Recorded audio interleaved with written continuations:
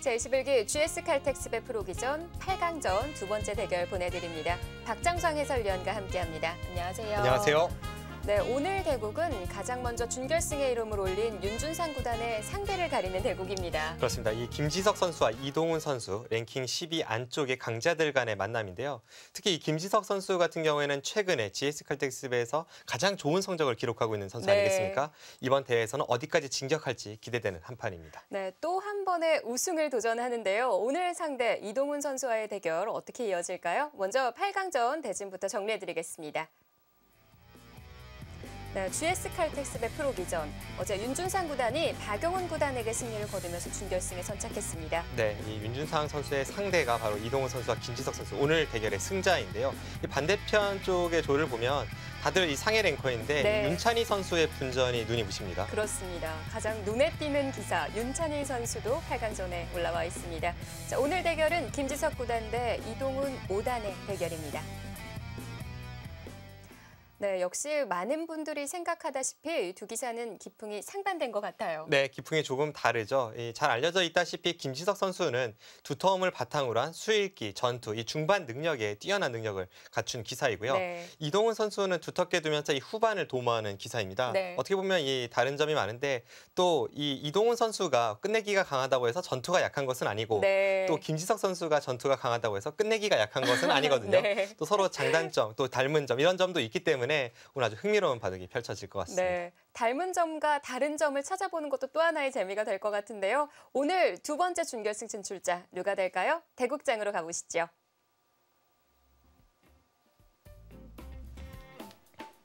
제21기 GS 칼텍스배 프로기전 8강전 두 번째 대결입니다.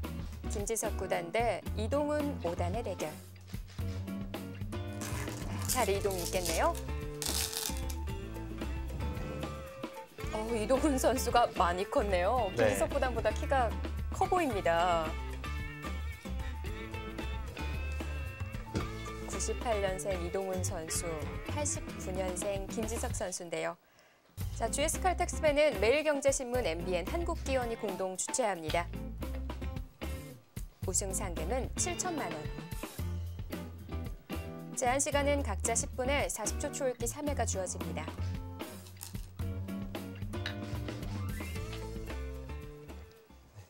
이동훈 선수가 많이 컸네요 해서 순간 깜짝 놀랐습니다. 왜 다른 놀라셨나요? 뜻으로 알아들었죠. 많이 컸네 이런 식으로 알아들었습니다. 아, 네.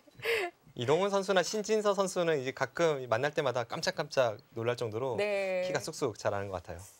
분명 저보다 한참 작았었는데요. 자, 이동훈 선수와 김지석 선수는 서로 세 번째 매치입니다.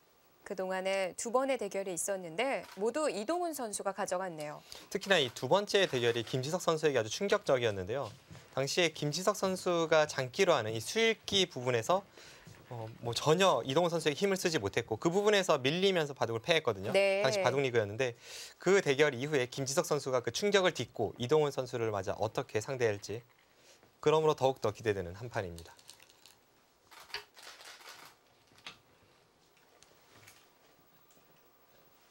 하지만 랭킹은 김지석 구단이 5계단 우위에 있고요. 이 김지석 구단 하면 최근에 가장 핫한 이 이세돌 구단이 점 찍었던 후계자 아니겠습니까? 네. 그 이후로 자신감을 얻고서 더 좋은 성적을 보여줬어요. 네, 세계대회 우승까지 진격을 했는데 사실 세계대회 우승 이후에 약 1년 동안은 주춤합니다만 이 김지석 선수의 재능이나 그리고 세계대회 우승할 때 보여주었던 이런 파괴력 이런 것은 너무나도 인상이 강렬하기 때문에 다시 재도약하리라 믿고 있고요. 네. 또 이동훈 선수는 이 차세대 선두 주자로서 앞으로 어떤 모습을 보여줄지 신진서 선수와 함께 가장 기대되는 선수입니다. 네. 작년 초였죠. 이동훈 5단이 박정환 구단에게 바둑왕전에서 승리를 거뒀습니다. 네, 그때 우승컵을 들어올리고 그 이후에도 계속 좋은 성적을 거두면서 이 GS 칼텍스배에서도 전기대회 4강까지 진격을 한 바 있는데요. 당시 아쉽게 이 최철한 선수에게 막히고 말았습니다.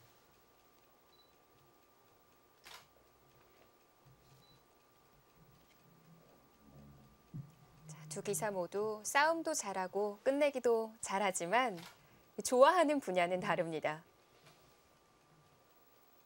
이동훈 선수 보고는 예전 이창호 구단을 닮았다라는 얘기를 많이 하죠. 네, 정말 이 느낌이 비슷합니다. 이동훈 선수 평소에 말수도 적고 그리고 바둑두는 모습을 봐도 아주 침착하면서 흔들리지 않고 특히 후반 끝내기로 갈수록 강한 모습을 보여주는 선수이기 때문에 네.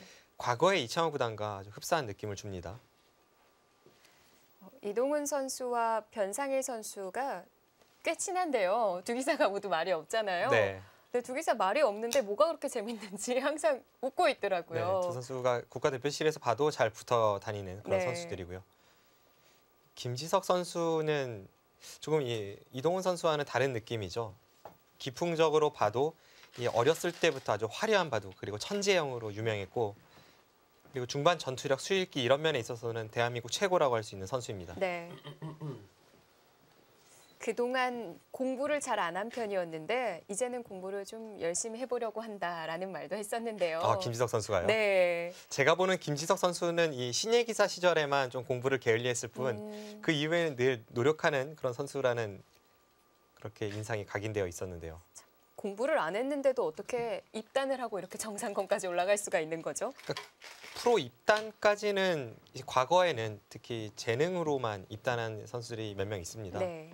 제가 들은 것만 해도 뭐 김지석 선수가 그렇게 이야기했다면 김지석 선수 포함해서 뭐 이영구 선수라든지 입단 전까지는 뭐 그렇게 큰 노력을 기울이지 않았다 하는 그런 선수들도 재능만으로 프로까지는 되었는데 네. 이 프로 입단 이후에는 벽에 부딪히면서 또 거기서 뭔가를 느끼면서 노력형으로 바뀐 선수들이죠. 네. 자, 지금 5수까지 어제와 동일합니다. 그리고 지금 이 포석은 김지석 선수가 정말 애용하는 포석 중 하나입니다. 이 유행하는 포석을 그대로 따라가 보면 이런 식으로 두면요.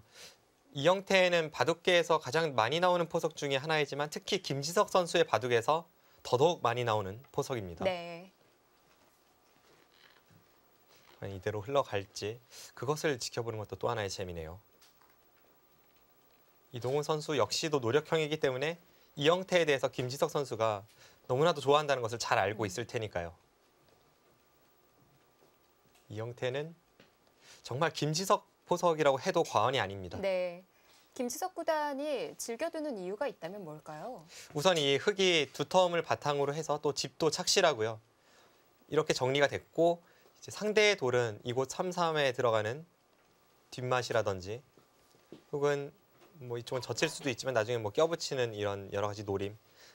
그러니까 자신의 형태는 단단하고 상대의 돌은 열분을 찔러 들어갈 여지가 많기 때문에 네. 이제 그런 면에서 이 포석을 애용합니다. 자, 이동훈 선수도 협공을 했습니다. 네. 어제 박용훈 구단도 협공을 했거든요. 반발하는 것은 뭐 프로 기사의 생리라고 볼 수가 있겠죠. 어제도 얘기를 드렸었는데 이 100을 지었을 때 양화점을 하면 역시 알파고가 생각이 나요. 네. 그 알파고 이야기가 나와서 말인데요. 그 100번일 경우에 알파고는 특히 더미 7집 반일 때 52% 유리함으로 세팅이 되어 있다고 합니다. 네. 그래서 흑번일 때에는 좀 서둘러서 작전을 걸어가지만 100번일 때에는 당장 형세가 좋기 때문에 뭐 아무것도 안 하는 거죠. 네. 그래서 양화점을 두고 평범하게 포석을 짜 나간다고 합니다. 52%라면 2% 정도 100이 유리하다. 그렇다면 6집 반이라면 어떻게 확률을 측정을 할지 궁금한데요. 네, 궁금합니다. 보통 그동안의 프로들은 7집 반은 확실히 100쪽이다라는 얘기를 했잖아요. 네. 근데 6집 반에 있어서는 그런 얘기는 없죠. 그렇습니다. 6집 반에 관해서는 이야기를 들은 바는 없는데요. 사실 7집 반은 100이 유리하다는 것은 그렇게 알파고가 수치로 나타내기 전에도 이미 기사들도 느끼고 있던 거죠. 이 진행이 요즘 유행하는 진행인가요? 아닙니다. 이 진행은 예전에 유행했던 진행이죠. 네. 최근에 많이 두어지는 진행은 아닌데요. 지금 수로 어제 대국과는 달라지네요. 네. 이 형태에 대해서 가장 유행을 하던 시기가 제 기억에는 한 10년 전쯤 될 것 같아요. 그 당시에 이창호 구단이 흑번으로 이런 포석을 많이 사용을 했었고 그 당시에는 이 붙이는 수보다도 오히려 이 날일자로 좀 더 평범하게 두는 수가 많이 쓰였죠. 네. 이쪽을 두고 이곳을 가면 이제 하나 걸치고 받고 뭐 이런 쪽을 둔다던가 이런 식의 바둑은 많이 쓰였습니다. 지금 이동훈 선수는 귀 쪽으로 입구자로 붙여갔는데 위쪽으로도 붙일 수 있지 않나요? 위쪽 붙이는 수 그리고 아래쪽 붙이는 수 또 이 날일자로 받는 수 또 최근엔 잘 안 씁니다만 이곳 2칸 벌리는 수까지 한 4가지 정도 있어요. 뭐 실전에 이 수를 포함해서 지금 표시가 되어 있는 곳은 백이 두더라도 전혀 이상할 것이 없었던 그런 선택 가능했던 자리입니다. 이 수는 상대를 약간은 도발하는 수예요. 왜냐하면 김지석 선수가 전투가 강하고 하기 때문에 이곳을 움직이면 네. 이제 단번에 전투가 펼쳐질 수 있음에도 불구하고 우선 이곳을 협공할 때 한번 흑이 손을 뺐기 때문에 상대가 아무리 전투가 강해도 이 전투는 백이 충분히 싸울 만하다. 이것이 이동훈 선수의 생각입니다.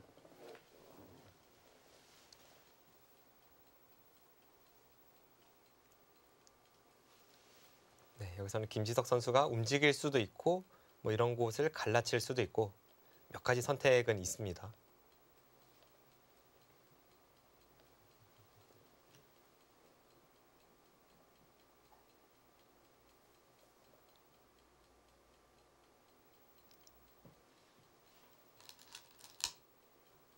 바로 움직이네요.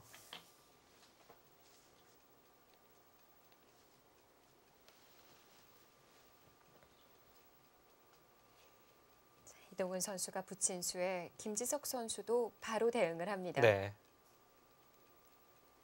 이 인공지능 알파고의 실력에 대해서 프로기사들의 평가도 뭐 극과 극으로 나뉘는데 가장 좋은 평가를 하는 선수들 중에 한 명이 바로 지금 대국하는 김지석 구단입니다. 아, 그래요? 네.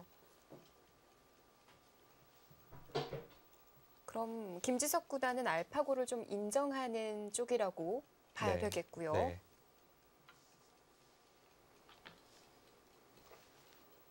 네, 이 알파고와 이세돌 구단의 대결이 진행되는 동안 이 많은 기사들, 지금 이동훈, 김지석 선수도 마찬가지고요. 중국의 백령배 세계대회를 다녀왔거든요. 그 이후에 정말 많은 얘기들을 했을 것 같아요.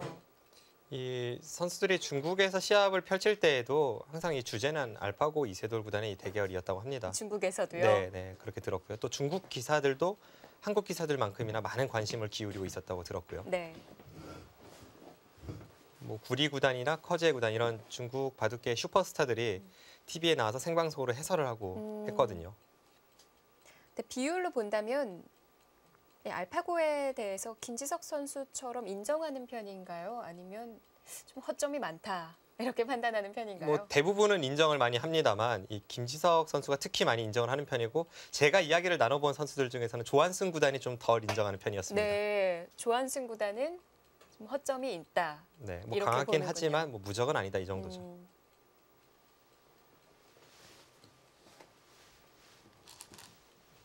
자, 바로 다가섭니다. 이동훈 5단 대 김지석 9단의 대결. 자, 오늘 8강전 두 번째 대결입니다. 나이는 98년생, 89년생. 뒤바뀌었네요. 네, 그렇습니다. 랭킹에서는 김지석 선수가 앞서고 있는데요. 뭐 큰 차이는 아니고요. 대신 상대 전적에서는 이동훈 선수가 앞서죠. 지금껏 레츠런파크배 본선과 바둑리그 본선에서 두 선수 두 판의 만남이 있었는데 네. 이동훈 선수가 모두 승리를 가져갔습니다. 네, 최근 10경기는 갔지만 얼마 전에 다녀왔던 세계대회에서의 성적은 갈렸습니다. 네, 특히 이 김지석 선수 어떻게 보면 한물 같다고 평가를 받을 수도 있는 펑첸 선수에게 패하면서 본인도 충격을 받았다고 하는데요. 그 충격을 딛고 바로 다음 시합에서 어떤 모습을 보여줄지 뭐 그런 것도 노련함을 보여주는 하나의 그런 계기가 될 수 있겠네요. 네. 전체적으로 이동훈 선수를 보면 항상 늘 꾸준히 반듯하게 성장한다 이런 느낌을 받곤 합니다. 랭킹이 지금은 10위이지만 왠지 내년에는 더 위에 있을 것 같은 그런 느낌이죠. 근데 바둑 두는 기사들 보니까 안경을 착용한 기사들이 참 많네요. 제 옆에 있는 박정상 구단도 안경을 끼고 있는데요. 네, 저는 뭐 다른 거를 많이 해서 안경을 낀 것 같은데 이 두 선수는 노력을 많이 해서 안경을 낀 것 같습니다. 차이는 좀 있죠. 자, 이동훈 선수도 중앙으로 바로 한 칸을 띄웠군요. 일단 이곳을 애초에 이동훈 선수가 붙였을 때부터 이미 전투는 시작된 것 아니겠습니까? 또 거기에 김지석 선수가 응했고요. 그렇다면 지금 이 한 점을 압박한 흑돌에 대해서 백은 한 점을 탈출시키면서 이 흑돌에 대한 압박은 보고 있는 한 칸 뛰는 수는 당연합니다. 네. 어떻게 보면 방금 전에 이 김지석 선수의 선택이 두 갈래가 있었는데 이쪽을 뛰어나와서 점점 복잡하게 판을 이끄는 방법과 네. 지금 실전처럼 그냥 반대쪽에서 뛰어서 뭐 이 두 점 정도는 쉽게 포기를 하고 이제 자신의 모양을 넓히는 이런 식의 바둑 지금 김지석 선수의 선택입니다. 네. 흑- 좌하 쪽 한 점을 늘어서 좀 키워서 버리는 작전이군요. 흑 두 점이 당장은 갑갑한 모습입니다만 아직까지 이쪽을 붙여서 넘어가는 뒷맛이라던가 혹은 귀 쪽에 삼삼 들어가는 뒷맛 이런 여러 가지가 있어서 완벽하게 제압됐다고 보기는 어렵습니다. 그럼 여기서 이동훈 선수도 고민이죠. 그냥 이렇게 받았을 때는 왠지 사이즈가 작고 안에서 뒷맛도 있으니까 네. 그렇다면 한 칸 띄어서 좀 더 폭넓게 이 흙을 품을지 아니면 조금이라도 좋은 자세로 받기 위해 이 마늘모를 선택할지 네. 지금은 이 세 가지를 놓고 이동훈 선수 고민입니다. 그 세 가지 외에 저는 좀 떠올랐던 수 중에 하나가 날일자거든요. 중앙 날일자. 이쪽이요. 네, 날일자는 어떤가요? 이 날일자 수는 근데 이 한 칸을 김지석 선수가 뛰어나왔을 때 바로 단번에 나오나요? 네, 자신의 약점이 노출되면서 뭐 이렇게 받을 수는 없지 않습니까? 네. 한 칸 띄어서 받아야 되는데 뭐 상대에게 좀 리듬을 준다는 느낌이 있어서 음. 이건 백행마가 좋아 보이지 않습니다.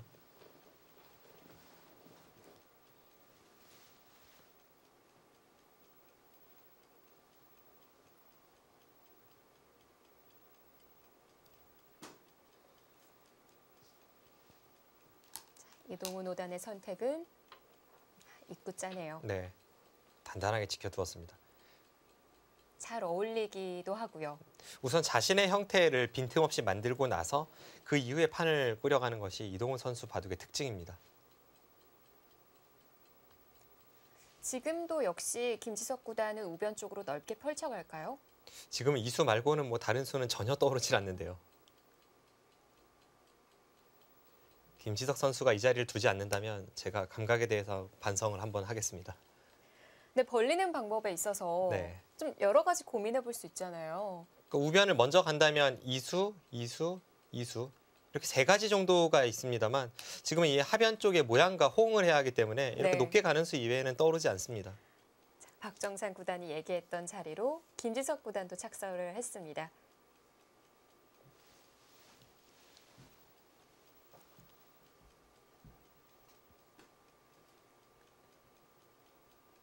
지금 몇 수 진행되지는 않았습니다만 아주 생소한 형태가 나왔기 때문에 이 형태에 대한 판단도 기사들마다 다를 수가 있겠고요.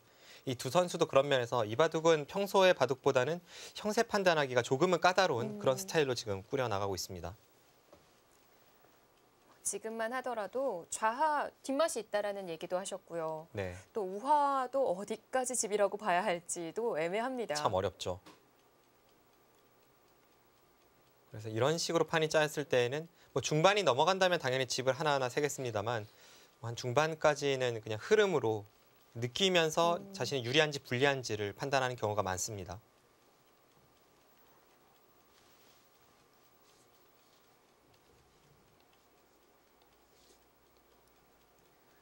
결국 이런 식으로 흐름이 짜였을 때에는 이 우하 쪽의 흙의 거대한 모양에 대해서 이동훈 선수가 침입을 하고 그 침입한 돌을 김지석 선수가 공격가는 양상의 바둑이 예상이 되는데 딱 두 선수에게 잘 어울리는 그런 한 판이 될 것 같습니다.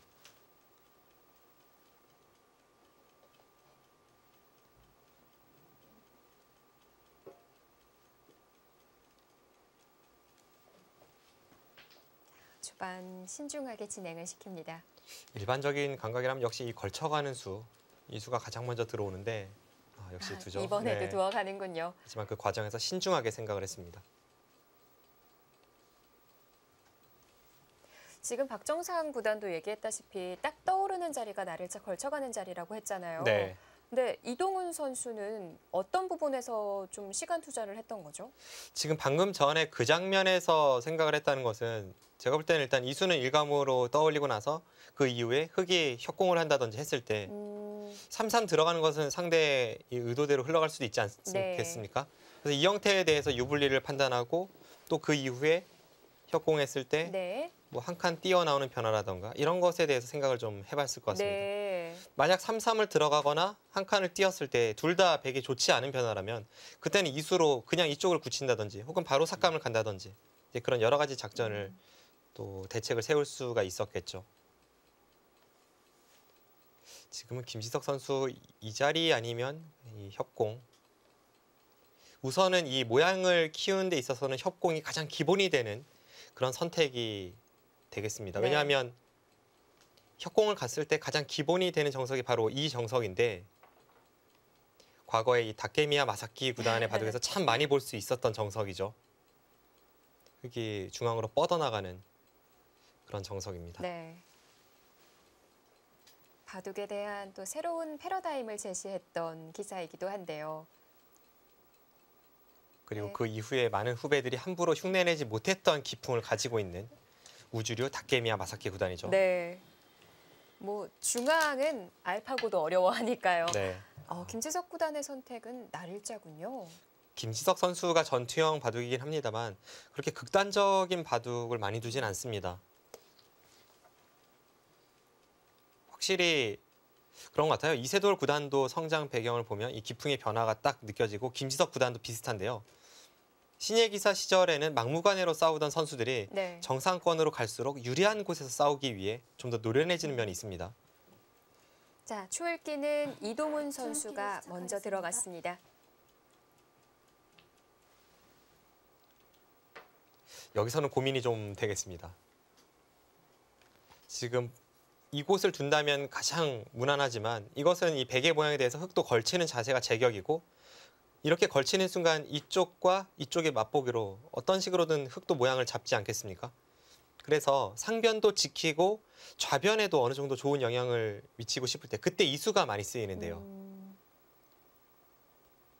그냥 이런 선택을 할지 아니면 그냥 평범하게 둘지 뭐 이곳이나 이곳으로 두면 평범하고 달리는 것은 지금은 모르겠습니다. 5, 6, 7, 8 네, 벌리는 쪽으로. 눈목자보다도 좀 시원하게 벌렸네요. 네. 어차피 눈목자로 갔다고 하더라도 흙이 이쪽 좌변에 갈라치는 수가 있고 어차피 두 칸 벌리는 여지는 흙에게도 있기 때문에 그냥 이쪽을 두었고요. 이제 김지석 선수의 다음 수는 이 걸침밖에 보이지 않습니다. 네. 이제 예상을 해본다면 걸치고 3-3을 들어가서 이런 식의 진행이 되지 않을까 싶습니다. 예전에 일본 바둑에서 많이 나왔던 포석인 것 같아요. 이제 이수는 최근에 그래도 한국에서 좀 유행을 하는 그런 정석인데 예전에 일본 바둑은 이곳을 두고 손을 빼거나 아니면 반대쪽에 이선을 내려서는 이수법은 많이 쓰였죠. 네. 그런데 이쪽에 밀어 올리는 것은 한국과 중국에서 많이 쓰이는 수입니다. 이곳을 둔다면 찌르고 봐도 치열해 보이네요. 네. 이제 여기서 구리 구단이 애용하는 이쪽 느는 정석을 선택을 하던가 아니면 중앙 쪽을 젖히고 30초 그냥 이런 식으로 둘, 정리를 하게 됩니다. 네. 넷, 5, 6, 7, 8, 9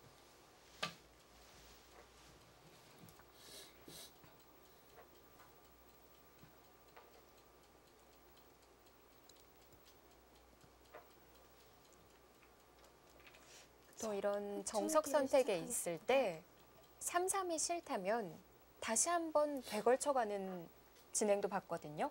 네, 이수도 있죠. 네. 이수는 그런데 지금 상황에선 강수입니다.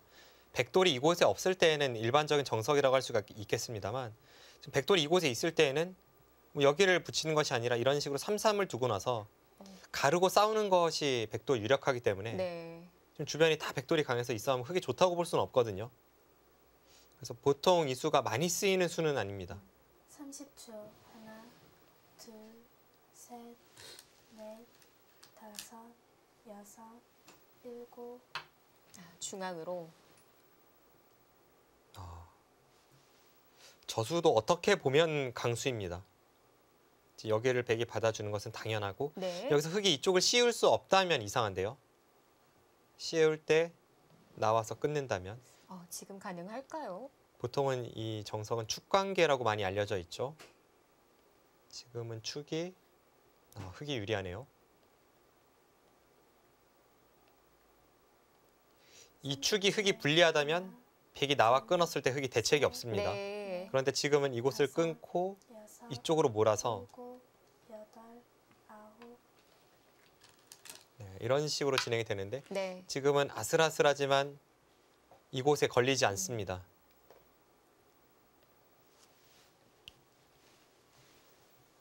네, 백이 나가서 끊을 수 없다고 하더라도 이 선택 자체가 보통 흙이 세력을 형성할 때 주로 사용하는 정석이지 않나요? 저 정석을 흙이 선택할 때는 두 가지가 있는데요.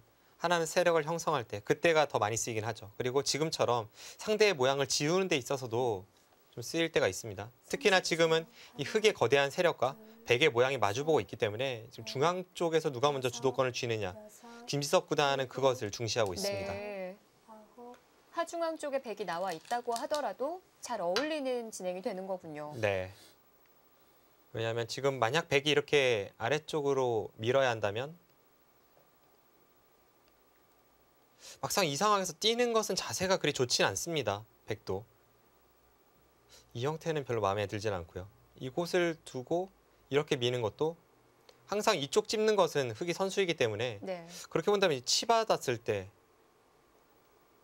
뭐 이렇게 노골적으로 둘지 모르겠습니다만 역시 자세가 네, 끊어지는 자세는 나오니까요. 이것은 백이 이상합니다. 둘, 그러니까 셋, 그것이 김지석 구단의 의도죠. 다섯, 여섯, 일곱, 여덟, 축이 안 된다고 했는데도 끊어가네요.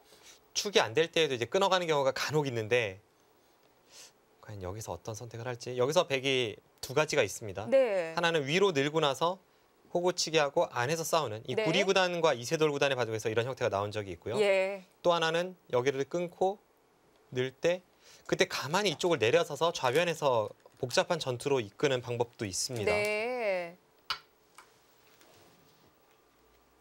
자, 좌변에서부터 바로 싸움이 시작되겠습니다.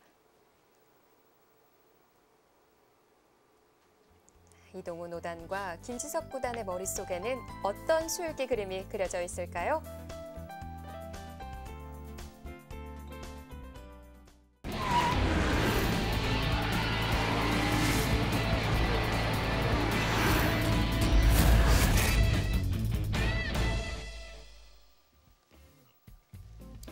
자, 8강전 두 번째 대결도 정말 재밌게 이어집니다. 제21기 GS 칼텍스배 프로비전 이동훈 5단 대 김지석 9단의 대결입니다. 전투가 강하기로는 뭐 대한민국에서 세 손가락 아래 들어가는 이 김지석 선수를 상대로 네. 이동훈 선수가 굉장히 강하게 버티고 있습니다. 지금 이쪽을 끊자 뭐 예상대로 흙은 이쪽을 단수치고 네. 밀었는데요. 백의 두 가지 선택 중에 더욱더 복잡한 길로 안내하고 있습니다. 30초, 이거는 하나, 어떻게 가는 거죠? 이것은 이제 호구를 치고 넷, 이런 식으로 진행될 확률이 높습니다. 여섯, 일곱, 여덟, 이런 식으로 되고 아홉, 네, 역시 호구 쳤습니다. 네. 이제 이쪽을 붙여서 백이 안에서 사는 것은 문제가 없는데요. 그 과정에서 조금 다치는 거죠. 이제 이런 곳을 하나 붙이고 살고 나서 다음에 백은 이제 이쪽 날일자로 위에 있는 흑도를 공격하는 것과 네. 이곳을 가면서 아래쪽의 흑도를 공격하는 것을 맛보기로 하게 됩니다. 양곳마가 되는 거군요. 뭐 흑이 양쪽을 다 둘 수는 없기 때문에 당장은 백이 안에서 두 집 내고 사는 것도 괴롭긴 합니다만 30초, 그 이후에 반격을 보는 수법이라고 둘, 그렇게 말씀드릴 수 있겠습니다. 네.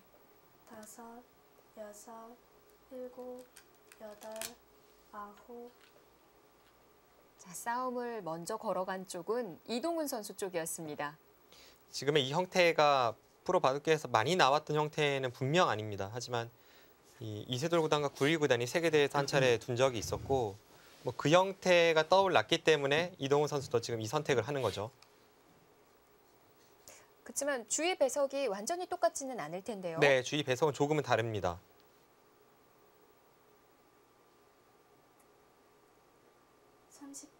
하나, 둘, 셋, 시간을 최대한 활용하면서 착수를 합니다. 방금 보여주셨던 그림은 거의 외길 수순이라고 봐야 되는 거죠? 그 과정에서 조금은 달라질 수는 있겠습니다만 기본적으로는 그와 비슷한 형태가 될 것 같고요. 만약 형태가 달라진다면 그 첫 번째 기로가 바로 이 순간입니다. 여기서 흙이 이어주는 것이 조금 싫어서 뭐 이쪽을 붙인다거나 좀 더 효율적으로 이 약점을 방비할 수 없을까 생각은 해볼 수가 있습니다만 네. 속기 기전에서 이런 선택을 할 때는 참 확신이 서질 않습니다. 30초. 이런 수는 완벽한 둘, 수읽기가 되지 않는다면 바로 또 넷, 바둑을 그르칠 수가 있으니까요. 네. 6, 7, 8, 9. 여기서 김지석 구단이 보여줄까요? 붙이는 수는 이 붙이는 교환 자체가 득이 되는 것은 아니기 때문에 백이 이곳을 늘거나 이쪽을 늘어서 받아 주었을 때 후속 수단이 있어야죠. 어차피 지금도 이곳에 끊는 것은 남아 있습니다.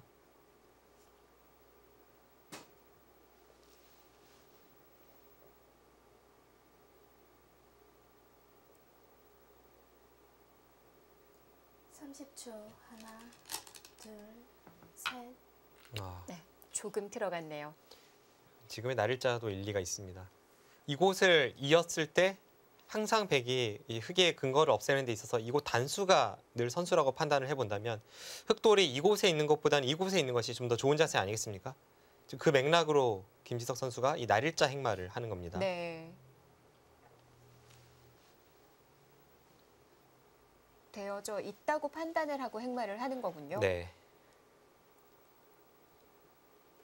30초 하나, 둘, 셋, 넷, 다섯, 여섯, 일곱, 여덟, 아홉. 자, 그래서 이동훈 선수도 좌변 쪽을 더 물어보고요. 이제 서로 득이 되기 위해서 몸부림을 치는 겁니다. 네. 이쪽을 날일자한 것이 흑의 자세를 좋게 만들기 위해서 좀 더 활발하게 두었다면 이 붙인 수는 날일자가 가지고 있는 유일한 약점을 그대로 꼬집는 겁니다. 네.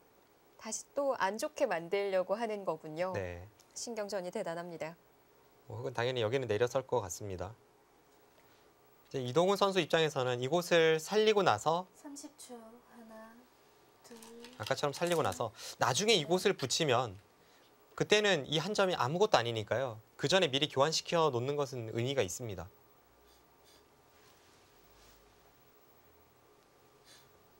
한 번 더 치받는 건 굳이 할 필요 없나요? 여기서 치받는 교환은 당장 이 흑도를 공격하겠다는 생각인데 후속 수단이 마땅한 것이 보이지 않아서 당장 이 교환을 할 필요까지는 모르겠네요.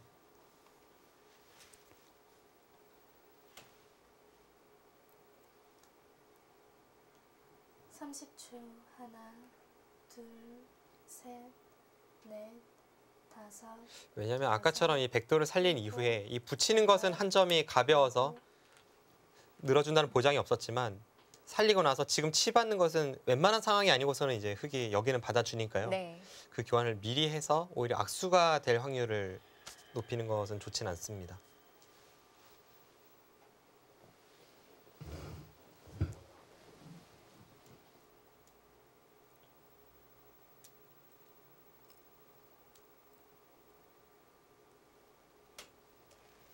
자, 이제 백이 살고 난 다음 그 이유가 30초. 문제인데요. 하나, 둘, 셋, 넷, 다섯, 여섯. 예상도를 그려보자면 이곳을 두고 그냥 냅니까? 젖힐 필요가 없다고 봤나요? 지금 이 교환이 오히려 아깝다고 보는 겁니다. 왜냐하면 이곳을 두었을 때 흑이 막는 것도 사활에 대해서 선수이지만 네. 여차하면 이쪽을 밀어도 지금도 치중가면 못 살아있기 때문에 네. 지금 여기를 백이 늘어야 한다면 굳이 막을 필요가 없다는 뜻이죠. 어차피 이렇게 미는 것은 이 자체도 악수니까요. 네. 그럼 는수가 정수인 건가요? 30초. 저도 이 변화에 대해서 정확한 연구가 되어 있지는 않아서 그 한눈에 판단하기는 어렵습니다만 일리는 있습니다. 다섯, 여섯, 일곱, 여덟, 아홉, 열. 2번 남았습니다. 돌은 집었지만 손은 나오지 못합니다. 이동훈 선수 초읽기 한번 사용했고요.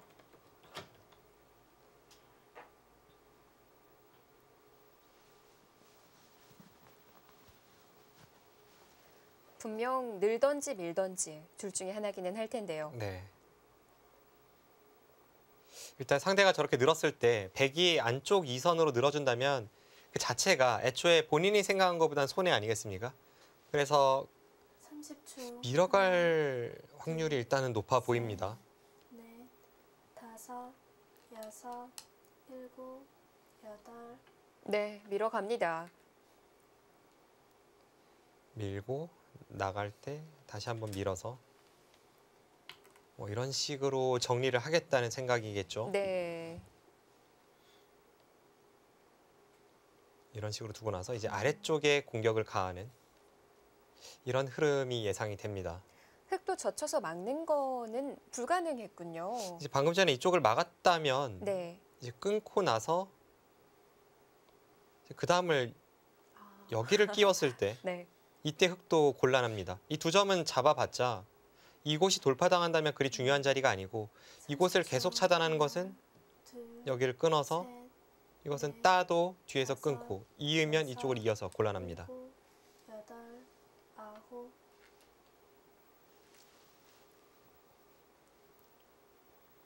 네, 그곳은 급소죠.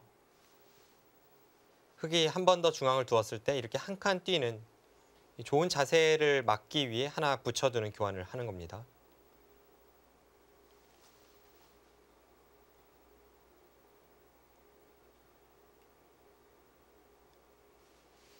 이 부분에서는 아무래도 백이 많이 당할 수밖에 없습니다. 결국은 그 손실을 이쪽 흑돌 공격에서 어느 정도 만회할 수 있는가, 그것이 지금 전투의 관전 포인트입니다. 셋, 넷, 다섯, 여섯, 일곱, 여덟.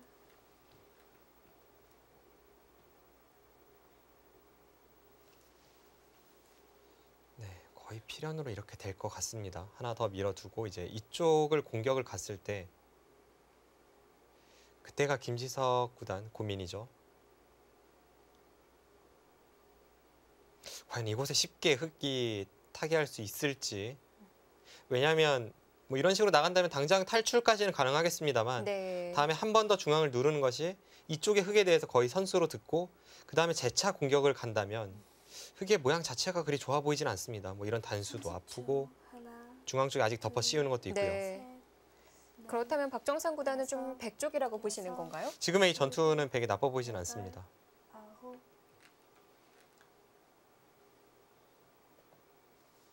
아홉인데 침착하게 착수하네요. 네. 9의 저런 침착함을 보여줬던 선수들이 몇 명 있는데요. 어떤 기사들이 있죠? 대표적으로 이 중국의 최근에는 세계대회에서 잘 모습을 볼 수 없습니다만 한때 중국 랭킹 1위였던 시에허 구단이 정말 깜짝 놀랄 정도로 9에서도 침착합니다. 네. 셰어도 중국 랭킹 1위였었군요. 네, 중국 랭킹 1위 많이 했었죠.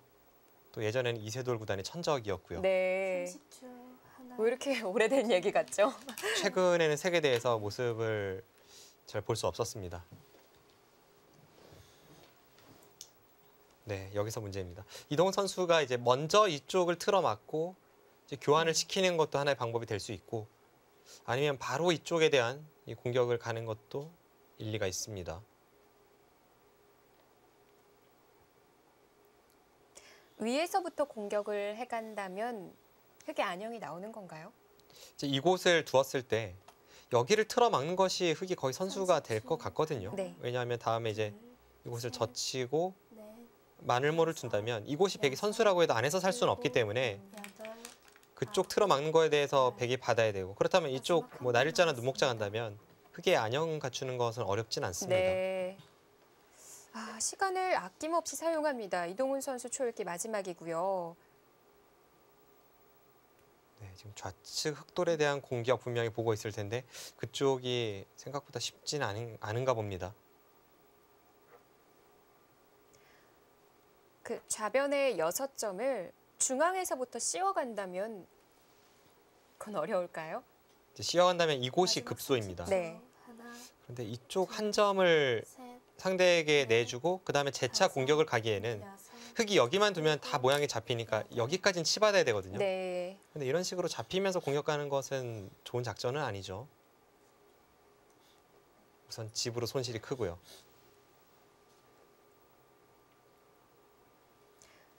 치받고 간다면 제가 좀 집요하게 파고들죠.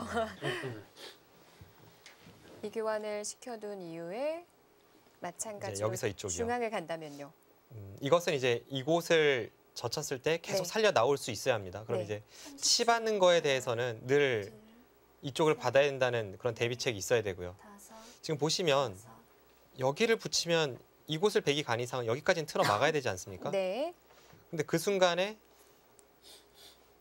일단 흙도 나가는 것까지는 가능해지거든요. 이게 끊어도 재차 이쪽을 나갔을 때 네. 이 끊는 수가 잘 안 되니까요.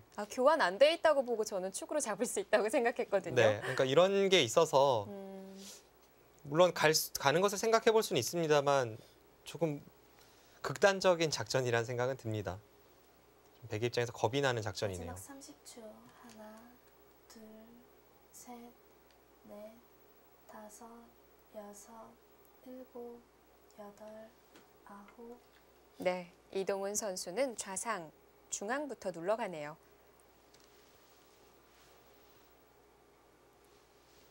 지금 이곳을 먼저 결정 짓는 걸로 봐서 집으로는 좀 손해가 되지만 확실하게 두텀을 쌓고 이쪽에 있는 흙 3점에 맹공을 가하겠다는 그런 야심을 드러낸 겁니다.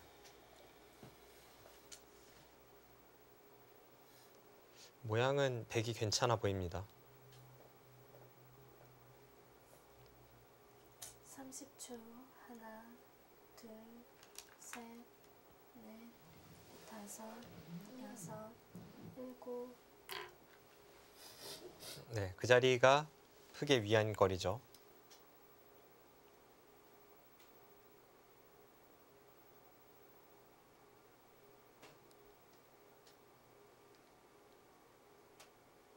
여기서 이동훈 선수가 이쪽을 받긴 받아야 되는데 이렇게 치받아서 있다면 이 치받아서 사는 것이 가장 좋을 수 있습니다. 왜냐하면 중앙 쪽으로는 아무래도 이 호구가 선수가 되는 것이 백에게 유리하기 때문에 마지막 30초. 그렇게 본다면 이 치받는 수가 좋습니다. 둘, 셋, 넷, 다섯, 여섯, 일곱, 여덟, 아홉. 가만히 늘어서 네. 확실하게 살아두네요. 네, 저 수가 가장 확실한 수이긴 한데 중앙 쪽에 대한 영향력은 좀 덜하죠.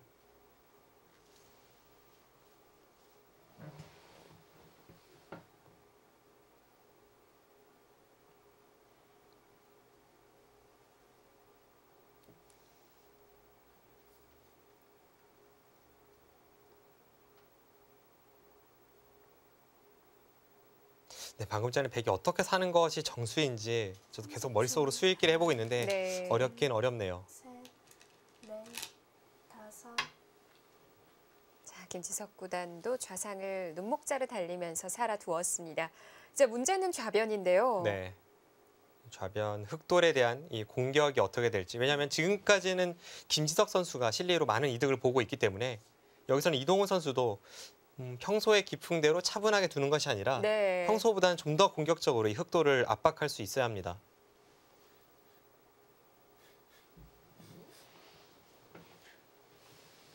이동훈 마지막 선수는 30초. 어떤 식으로 나올까요?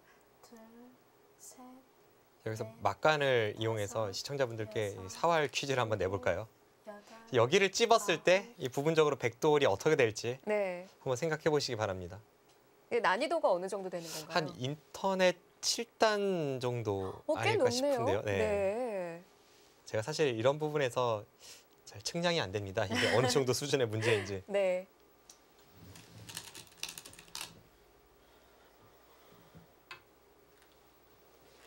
그 사회 문제에서 흔히 자주 나오는 그런 형태를 예상을 해보면 될 것 같네요. 네. 맞나요? 글쎄요. 함정은 딱 하나밖에 없는데요.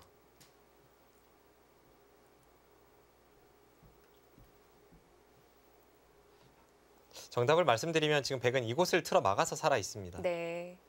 이제 유일한 함정이 이곳을 꼬부려도 살아있는 것이 아닌가 생각할 수가 있는데 여기서는 뭐 이런 붙이는 수 이렇게 발빠르게 대응하는 것이 아니라 가만히 이곳을 밀고 들어가면 이거는 다섯, 백이 잡혔습니다. 여섯, 일곱, 잡혔죠. 여덟. 네.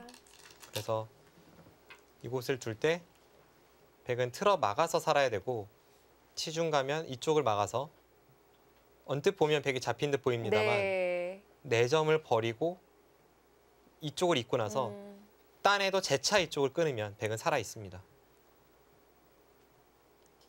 확실히 난이도가 있는 사활 문제였네요. 이 후절수를 머릿속에서 생각하는 게 쉽지가 않아요. 네, 그렇죠. 쉽지 않죠.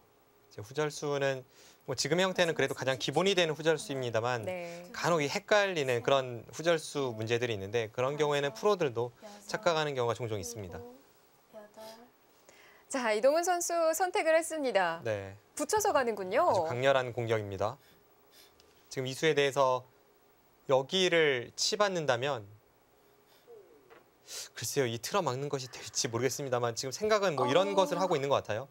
그러니까 나가는 것은 안 되거든요. 나가는 것은 맞고 치받으면 이것은 뭐 이거는 네. 더 이상 빠져나갈 구멍이 도저히 보이지 않죠. 흙이 걸렸죠. 네, 흙이 걸렸습니다. 그럼 이제 김지석 선수 입장에서 좀 더 버틸 수 있는 수가 여기를 젖히는 수가 있습니다. 네.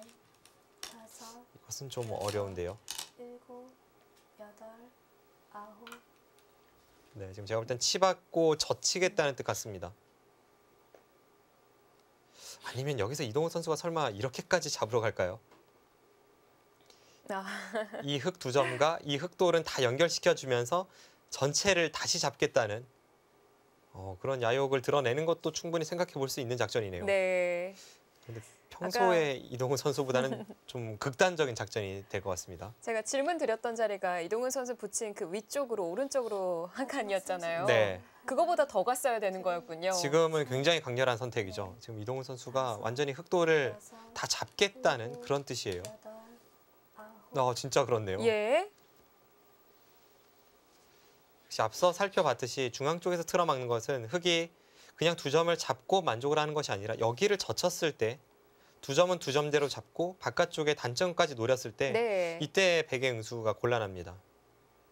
그런데 지금 아래로 빠지니까 바로 탈출하는 수단이 정말 안 보이죠? 이동훈 선수 입장에서는 이곳을 흙이 어딘가 둔다면 백은 그냥 여기를 틀어막고 흙 보고 아무데나 두 번 두라고 해도 백의 형태 자체가 워낙 좋으니까요. 이제 그런 부분을 만족을 하는 겁니다. 네. 그래서 흙도 구부려서 나왔고요. 네, 뭐 서로 갈 때까지 가네요. 이건 극단적인 선택입니다.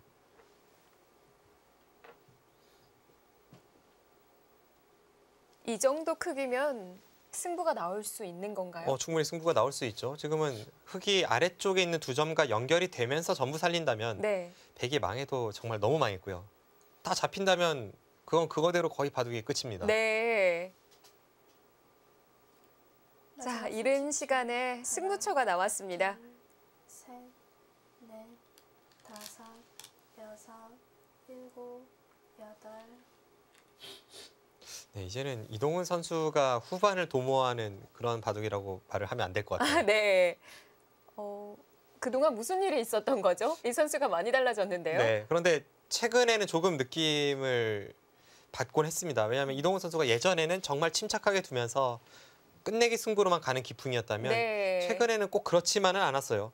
이 16강전에서 이영구 선수와의 대국에서도 두 텀을 바탕으로 한 전투력, 이 순간적인 수일기를 보여주지 않았습니까? 네. 확실히 예전보다는 좀 더 전투적인 성향으로 바뀌었습니다. 고3이 되더니 심령에 좀 변화가 있었나요? 네.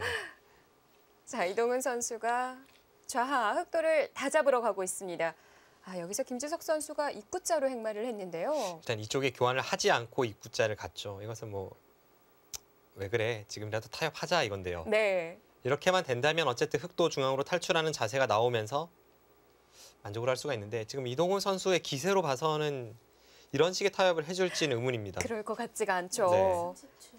하나, 둘, 셋, 넷, 다섯, 네, 이동훈 선수 과연 선배의 부탁을 들어줄지. 일곱, 여덟, 아홉. 아, 이거는 칼을 뽑은 거죠? 네, 완전히 뽑았죠. 이거는 뭐 자신의 칼을 뽑으면서 네. 상대 손에 칼도 쥐어주는, 그러니까 한마디로 제대로 한번 붙어보자는 겁니다. 정말 강렬합니다.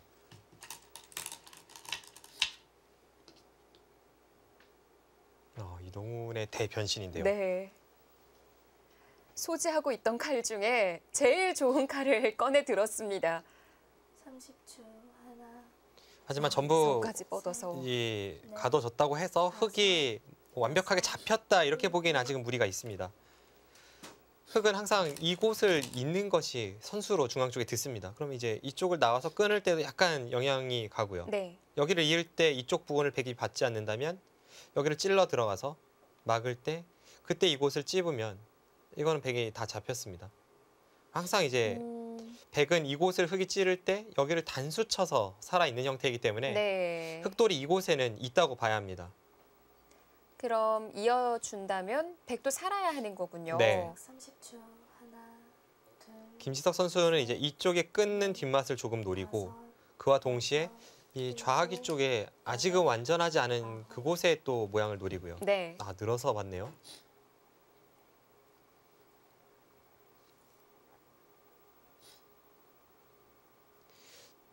중앙은 별탈이 없다라는 얘기인가요?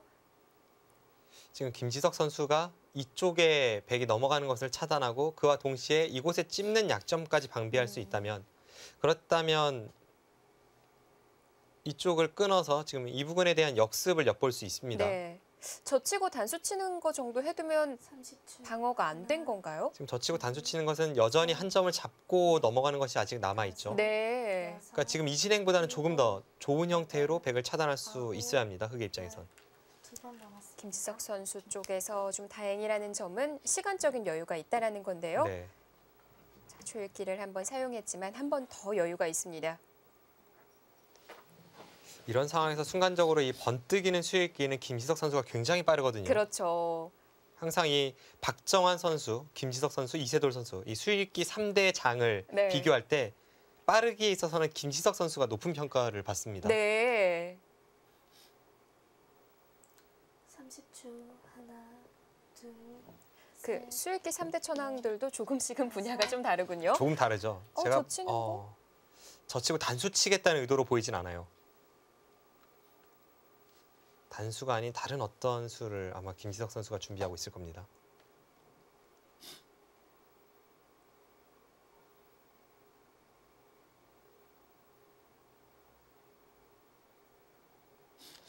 왜냐하면 지금 이쪽에 백이 넘는 것이 있다면 네.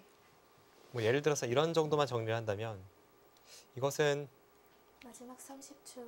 하나, 끊고 둘, 이제 흑이 최강으로 버텨갈 수 있는 이런 식의 진행이 되었을 때 네. 다섯, 일곱, 여덟, 아홉. 백이 여기 넘어가면 그만이거든요.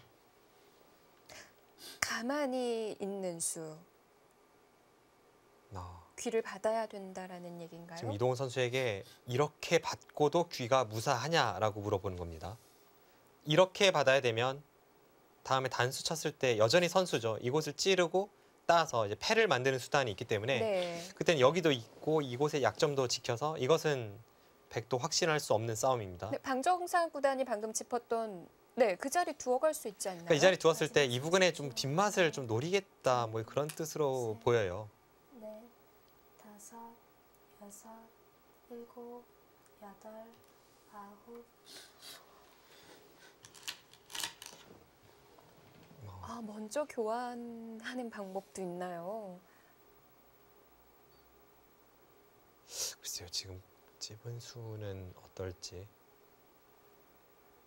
김지석 선수가 이쪽 부분을 받았을 때 지금 뭐 네. 이쪽을 이을 수도 있고 이쪽을 이을 수도 있습니다. 왜냐하면 어차피 끊어봤자 나가서 막을 수는 없기 때문에 이렇게 된다면 백이 망했죠. 네. 그럼 결국은 이제 여기를 이어도 30초.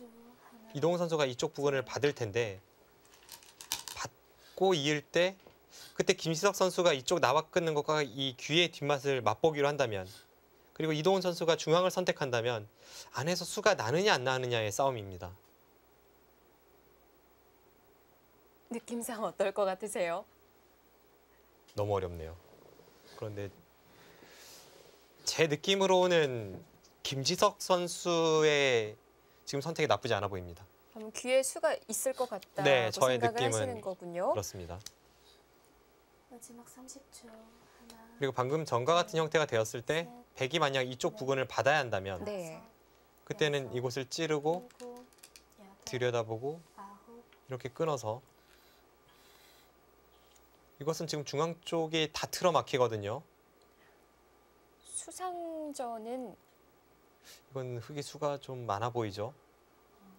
네, 지금은 제가 볼 때는 이동우 선수의 위기입니다. 이동우 선수가 평소보다 굉장히 강렬한 선택을 하긴 했는데 네. 지금 현재까지의 진행만 놓고 보면 제 느낌으로는 몸에 맞지 않은 옷을 입고 있다는 그런 느낌마저 받습니다. 30초.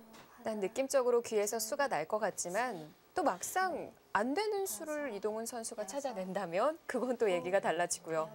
그렇죠. 그 전에 김지석 선수가 중앙을 먼저 물어보네요.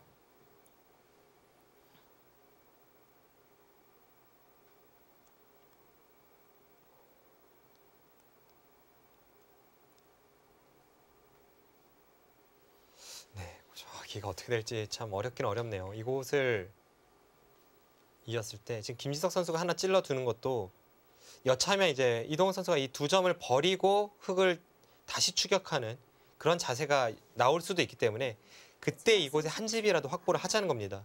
그러니까 백이 여기를 이어서 다 틀어막는 자세보다는 방금 전의 형태에서 이렇게 이어서 막히는 자세가 이곳에 약간의 이 한 집 내는 뒷맛이 있어서 좀 유리하다는 그런 뜻입니다.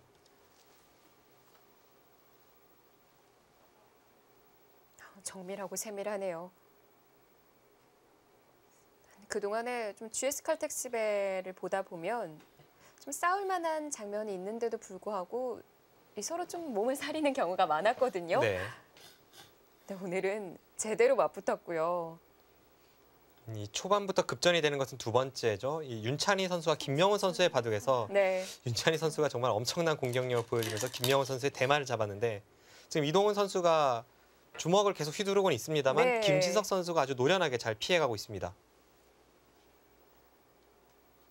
자, 바둑은 정말 재밌습니다. 좌 싸움 어떻게 정리가 될까요? 이동훈 5단과 김지석 9단의 대결입니다.